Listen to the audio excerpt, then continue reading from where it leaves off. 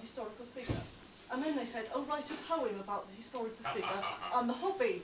And I went, right, okay, I've got a slightly weird combination here, but let's have a go. And this is a true history of a duke. The recent discovery of previously unknown personal papers, said to belong to the Duke of Wellington, has shed new light on a hitherto unrecorded aspect of his life.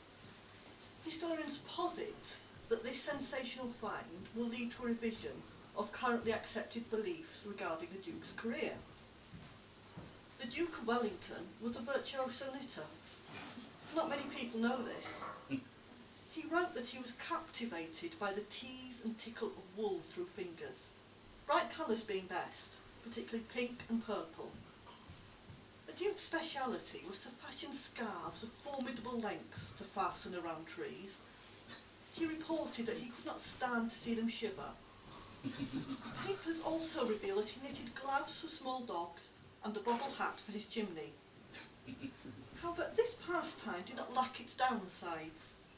The Duke's wife was felled one summer by a skulking ball of wool. The Duke greatly lamented the consequent breakage of second-best china. The following November, the Duke's 5-year-old child was tangled for a week in an ambitious tea cosy. The Duke commented that it was blessedly quiet. Christmas came and coincided with the recovery of both wife and child. The Duke confided to his diary that during this period he rededicated himself to his knitting. For the purposes of posterity he listed, in a precise print, his output during those 12 full days. A fishing rod and bait, a duplicate key to his first floor study, 10 striped mufflers, one for each doorknob in his bedroom, a nutcracker, a piano, grand, and stool, 5 spoons in gradating sizes, a pound of sugar, 10 taps and a plug, a reproduction turkey. Afterwards, the Duke told friends at his club that he took great pride in his contribution to the household during such a challenging time of festivities. His wife's reaction is not recorded.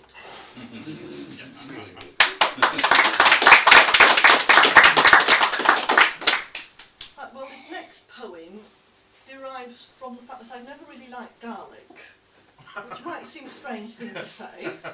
However, it's based around the metaphor of a half-empty glass being more like one thing than it is like something else. So, if garlic is like a half-empty glass, what is completely different to garlic? And this is the philosophy of toffee. The wise woman, me in the case under question, said to the pessimist propped up against the bar that a half-empty glass is more like garlic than toffee. He sniffed his mucous nose and fingered the space where a fag might have been. Determined, I set my mouth into 4th gear and expounded.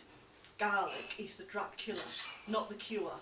Shrivelled into itself like a stalker, it sneaks up and strikes. The delicate seasonings stand little chance.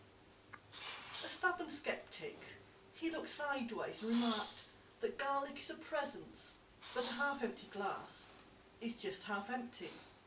So I reminded him of the strange physics of loss, where it is the absence that overpowers. He did not shake his head. Encouraged, I continued, toffee is warm-bodied and full-flavoured. It is like a good woman in your bed, or a purring cat rubbing its heat against your hand. Always aim for the toffee. This, I said, is a noble philosophy. My friend, the crease-faced man, did not respond immediately. Then, from under his tan, he commented that a dentist might disagree. I moved closer. There is one main thing to be said for toffee, I told him. It fills a gap. He turned to look at me. Outside, I said, the rain is like gravel hurled from a great height. Hotel of strangers stranded by the shoulder of the motorway can be worse than garlic. I laid out the invitation of my hand. He thought for a minute, then drained his glass.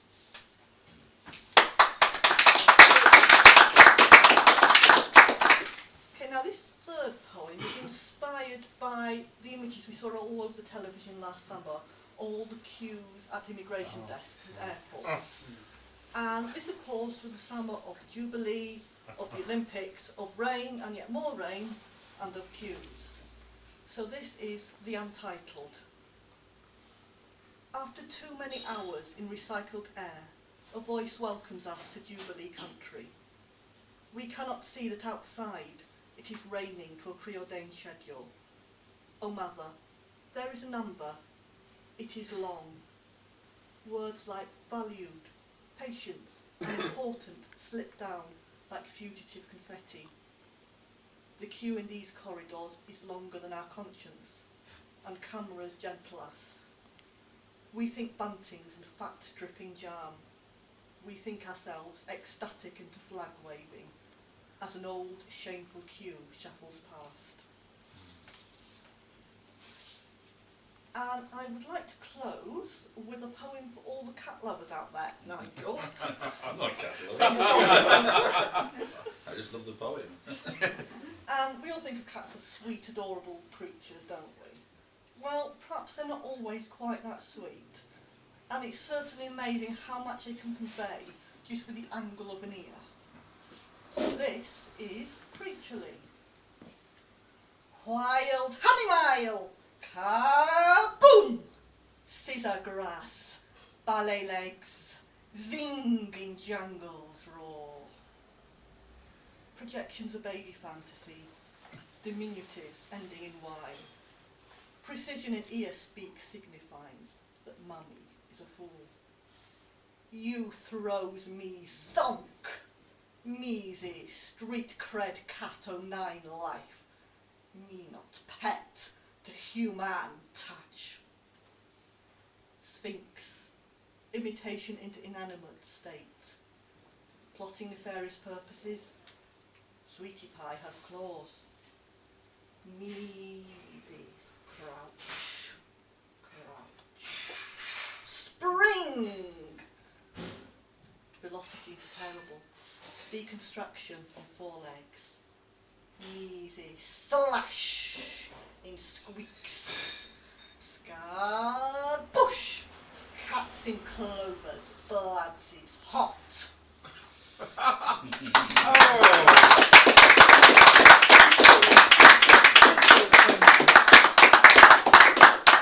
We love Ilunid. We love Ilunid. Come back 1,000 times. We love, I agree with Nigel. The last one is sort of something. Yeah. Oh, now I've got 2 really big names in British poetry. What do I do?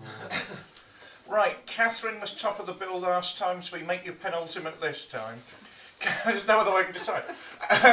Catherine Edmonds is a very accomplished person. She is a novelist, an exceedingly good poetess, a painter, a musician. Her talents go on and on and on. We had the privilege of launching a book of hers recently. We hope to be privileged to do many more in the future. With such a multi-talented person, it's quite impossible to know what to say. So I'll let the poetry speak for itself. Ladies and gentlemen, Catherine.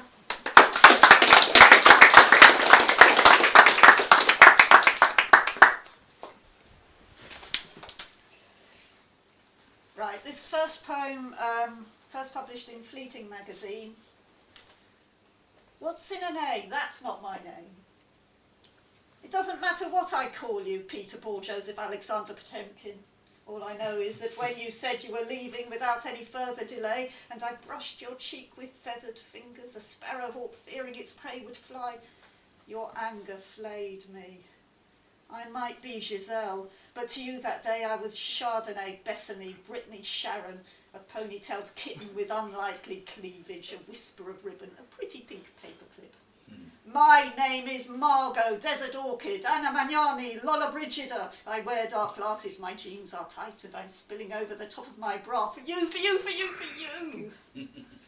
Oh, Peter, Paul, Joseph, Eugene Onegin, slip back into my life tonight between my sheets, my thighs, my lips, before I forget your name.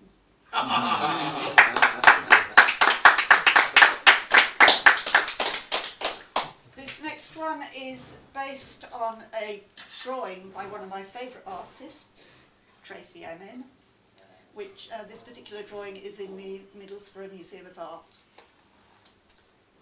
It never felt like this. It never felt like this, saved by the bathtub's hot rush, heading red flush to the checkerboard floor, to the slosh, the slickety-sick wet splash of startled ceramics. It never felt like this, you did, you knew it, the hell, you knew the hell. It never felt so wet in the hell of your lozenge sweet breath, the hollow, the bath, the halt hallowed wash, the slip sloshing water. You did this. You scratched the floor patterns and held down this maiden so mackerless, you tasked her too septic. It never felt like this, yes you did, and you knew it would feel like hell.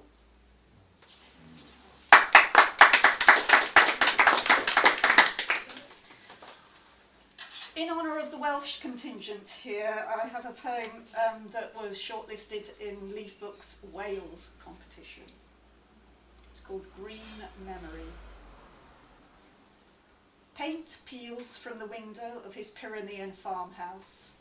He is far from home, from spilled ashes. The light turns green and the soft rain falls, so different, reminding him of another life. Before car headlights occluded his knowledge, before mountains grew unreasonable. Now his wife cycles to the shops in a polka-dotted raincoat. Such things are wrong. He knows this at night when the wind blows, and he remembers mist. Yesterday he saw an old woman struggling against the weather, and for a moment he remembered his mother. Then he saw the shop behind her, bright with USA logos on T-shirts, and the moment fled, yet reflected in the sunshades he felt a hint of something else, something unchancy. The roar of battle swirls around his head. The vertigo takes him again. You should see a doctor, his wife opines. Hundreds of miles away, in thought and time, a flock of sheep, hardy against the keening wind, crop grass, and remember Llywelyn.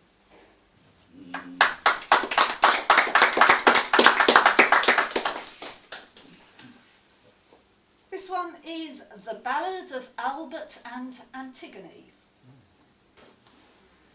Albert waits on Paynton Pier, smells briny ocean sea swell, fish smell, dead starfish, lobsters, and mermaids. His baited dreams land his catch. He takes her home, poured poisoned water over her beauty. She shrivels, he chuckles, donates her to the British Museum, who take her and hide her away in a darkened corner of a gallery named Enlightenment.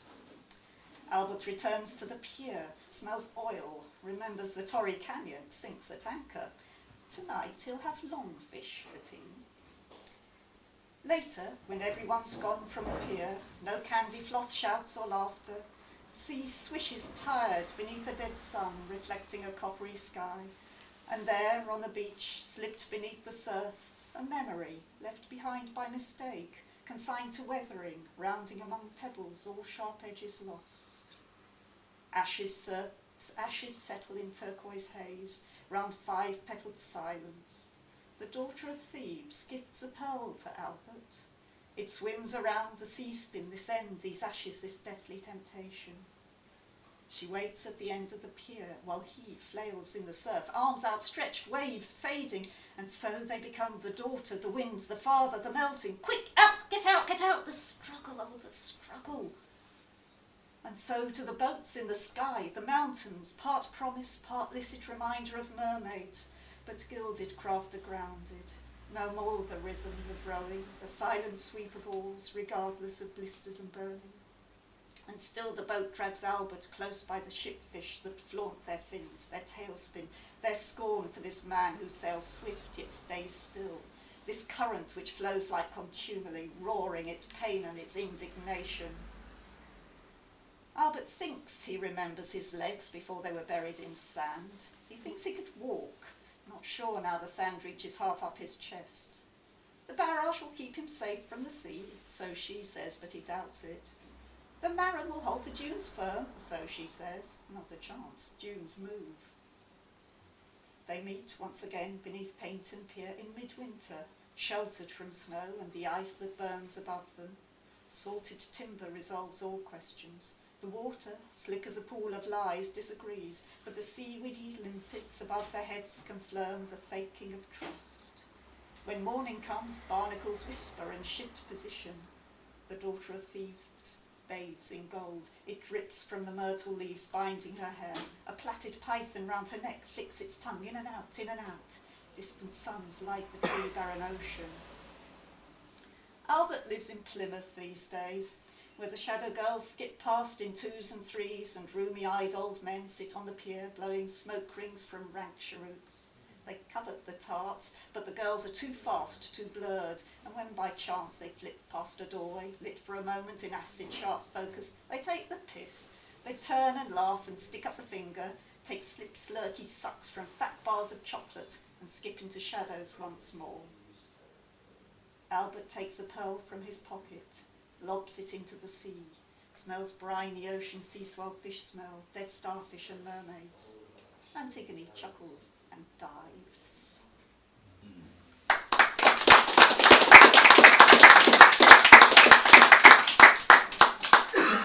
A short one now. This one was first published in Sentinel Literary Quarterly.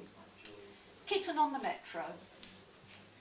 She called the kitten her little rapscallion, held it close to her breast and giggled as whiskers tickled her chin, and the man sitting next to her winked and imagined instead of cat's whiskers, perhaps she might like to try something different.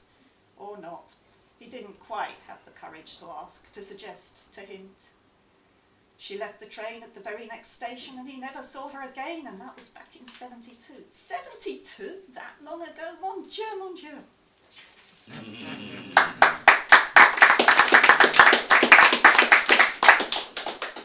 And finally, this one I wrote about a fortnight ago, so hot off the press.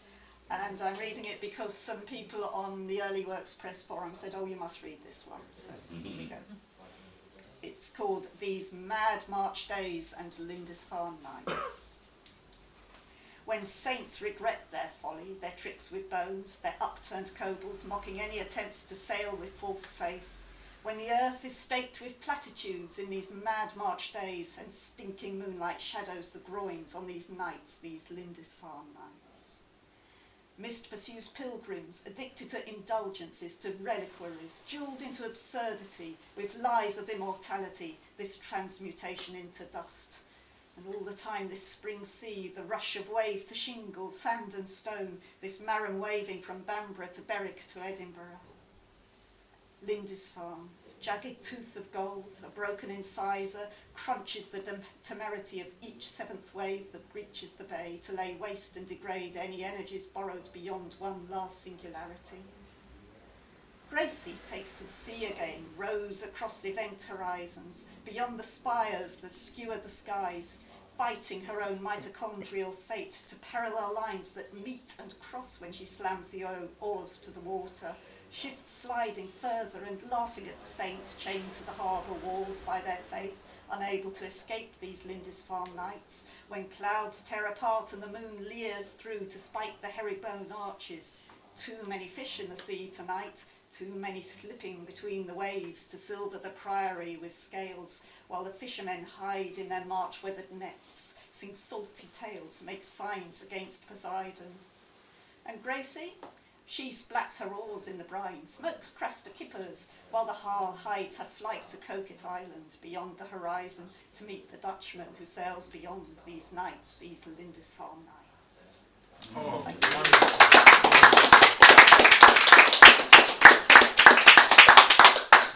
have we launched 2 of your books or 1 of them? One. One. Yes. Oh, we're looking forward to the 3rd. A very, very accomplished lady. We're always honoured to have you here.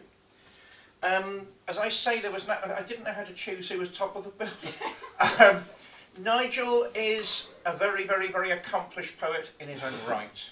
I had the honour of reviewing his first book.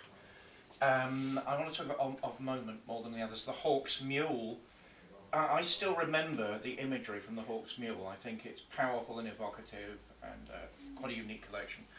The Flavour of Parallel was his second collection, which had me struggling for ages, though I think I can live with it now. Should subatomic physics actually be the subject matter of poetry? And I know I promised you a review, you'll get it very shortly. Of Moment will be his third collection. I have not had the privilege of hearing much about it yet, even from mutual friends. But I'm looking forward to it very, very much indeed, and I'm hoping we can launch it. I don't know what to say about Nigel. He's a member of the Welsh Academy. He is a true rhymester in the classical sense.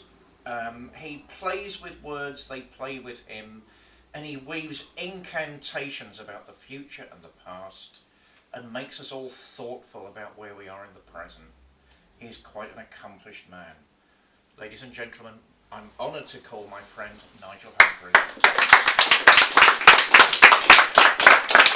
David, as usual, there's no way anybody can live up to those sort of introductions. And I do apologise for Kathy and I coming in late. It was simply because we thought this event was going to be at night. It was originally going to be at night, wasn't it? And we booked ourselves to see the Manny exhibition in the Royal Academy at 2 o'clock, so we just couldn't get out of it really without losing the money.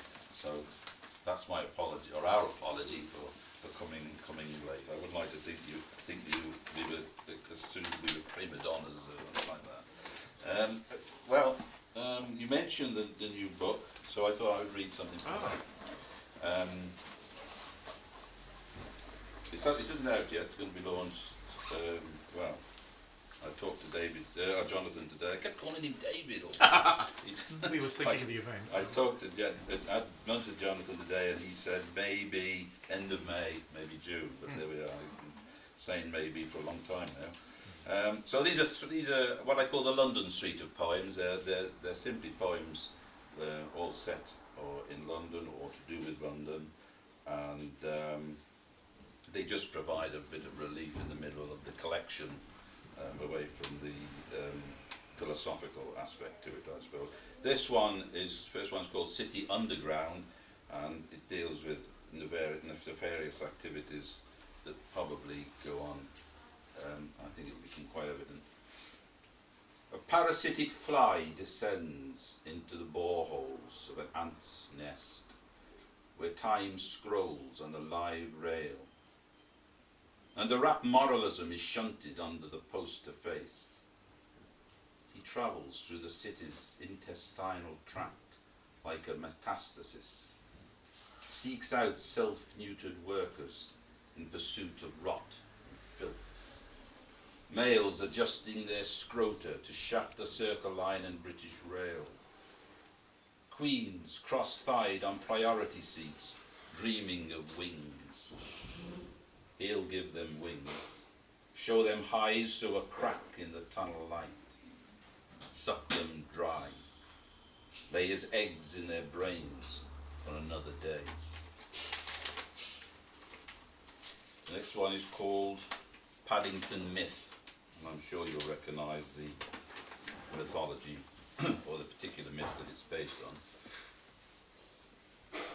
on. Andromeda, in a lap-split skirt with extensions and portobello bling, is offered up in faux gold chain between columns on portico steps, stone cut into the concrete of grandee terraces, flesh of thigh posed forward to catch the monster's eye.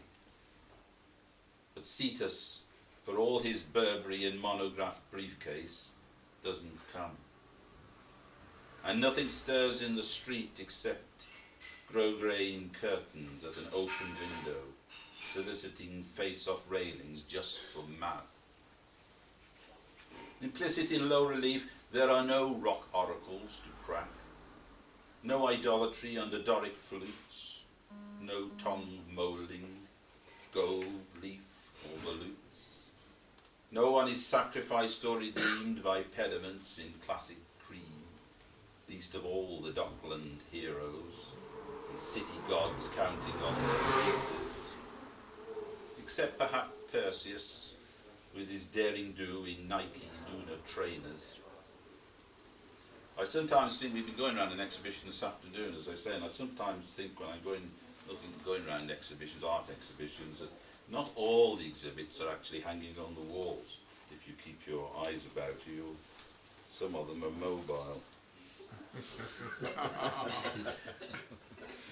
A whiff of vapours through the gallery with you, my sweet, and call me Job.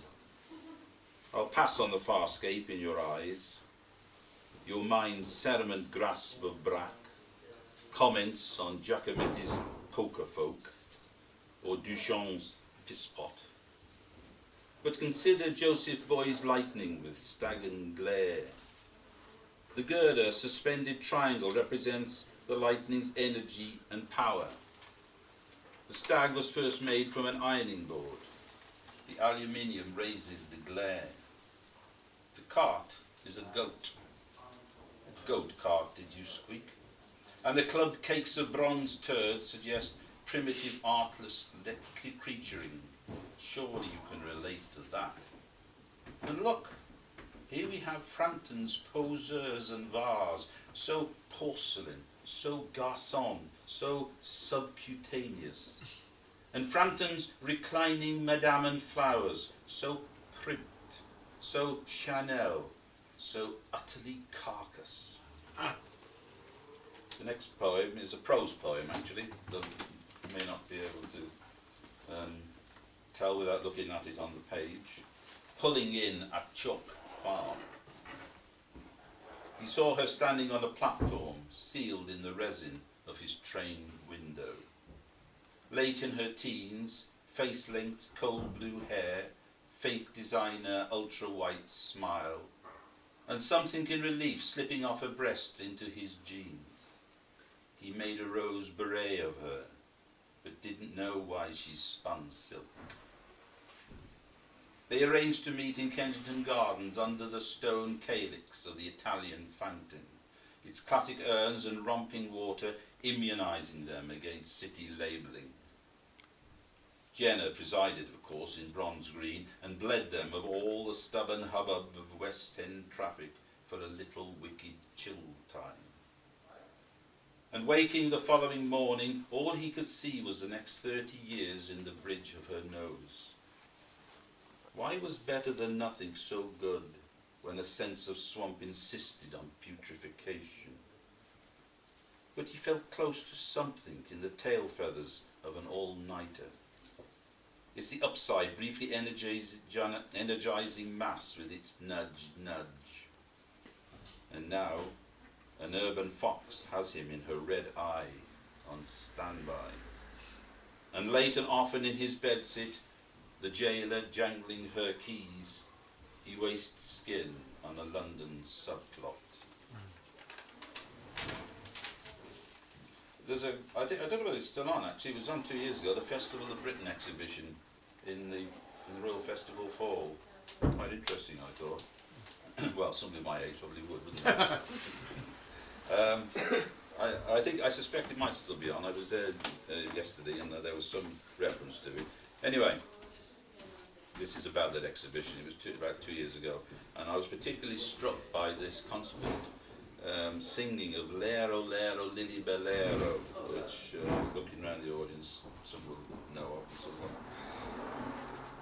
And it was quite evocative. Anyway, let's see how the poem works. Looping witchery over my head in the festival hall.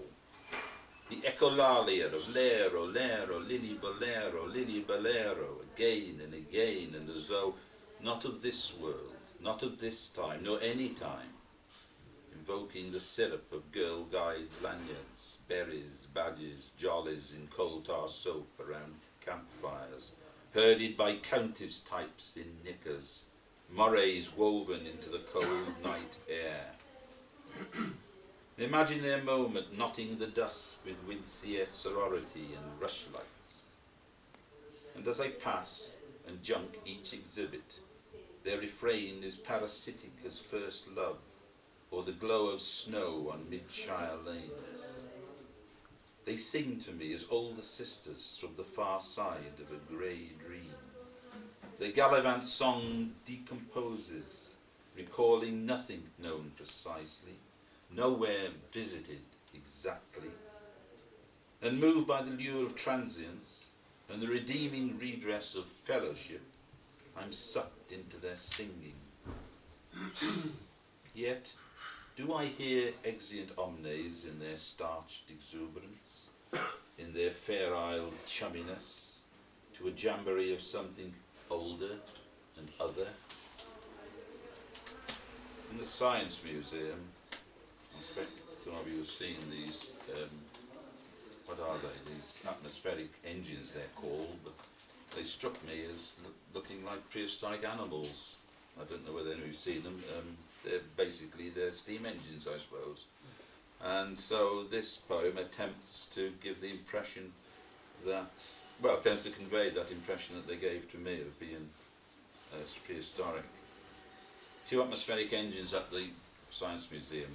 In the steam energy hall, where the behemoths graze, imagine one, if you can, as a charmed, high-metalled, early Jurassic Sauroposeidon on rooted, unlimbered legs, his plumbob hammerhead mid-beg at a dry waterhole, jointed neck and tail cantilever from a black cumlock, and his skeletal bearings, his brute kinesis broken. A failed survival concept, lashed to a cataclysmic past by a weathered hoist chain. And no fire in his chest, steam from his lungs, sweat in his joints, but trust and lumpen, a salvaged wreck deferring to the proud ascendant biped beaming up at him from low. And this final one from the collection is a pastiche of Milton. I'm sure you'll get it. Paradise Repossessed. Of Banks' first disobedience and the fruit of that spending spree whose mortal tastes brought debt into the world, and all this woe with loss of faith, till one great alone restored them to regain their blissful bonus. Sing of the heavenly ruse that on the secret top of wall and threadneedle streets did inspire the banker who first taught the chosen seed. In the beginning how that profit and loss rose out of chaos. Or if the treasury delight thee more, and the credit that flowed fast by the oracle of Lever brothers, I thence invoke thy aid to my adventitious song, that with no middle flight intends to soar above the city's wine bars, while it pursues things unattempted yet in mortgage borrowing. And chiefly thou, O spirit, that dost prefer before all counting houses the venal heart, instruct me, for thou knowest, thou from the first wast present, and with mighty subprime lending, staglight satst brooding on the vast abyss, and madest the crunch. What in me is dark, illumine, what is low, raise and support, that to the height of this great argument I assert all risk and speculation to justify the ways of bankers to men. I'm going to finish now with a bit of fun, really. Tina likes this poem.